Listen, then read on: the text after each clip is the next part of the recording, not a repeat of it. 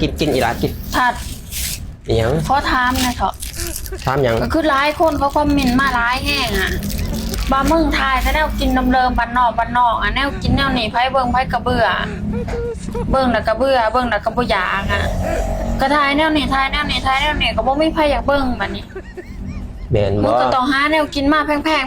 อ่ะแนวกินแพงพวกกุ้งพวกไอแซลมอนพวกปลาหมึกพวกอันปูห้าวโตห้าวข้นหะแม่นบ่แม่นมึงเองมีพิรุธบ่แหละอีหยังพิรุธยันมึงเบื่ออาหารใดๆมึงก็จมมึงก็เว้ากูบ่เคยเบื่ออาหารแนวนี้จักเทื่อเลยแม่นบ่กูแห้งแบบเป็นคนติดดินกินบ้านนอกเป็นหยังคือขึ้นเสียงสูงสั่นเสียงสูงอยู่ไสน่ะกูบอกให้ลุงเสียงต่ำเสียงต่ๆกินกูมีมึงกินจำนี่แหละแต่มึงอยากกินของรู้ๆกะ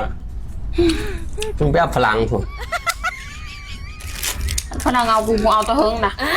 ก็นั่นแหละมึงฝรั่งบุกีใช่หน้ามึงบุกีใช่มึงพี่แต่มึงมีปัญญา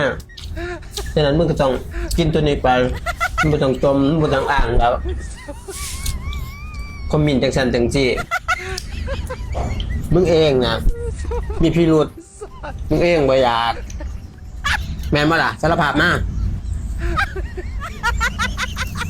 แม่นบ่จบบ่น่ะแค่นี้ก็จบกินบัดกินได้ไหมล่ะจ่อยเลยจอยแล้วจอยของข้าวกระบุงเนาะ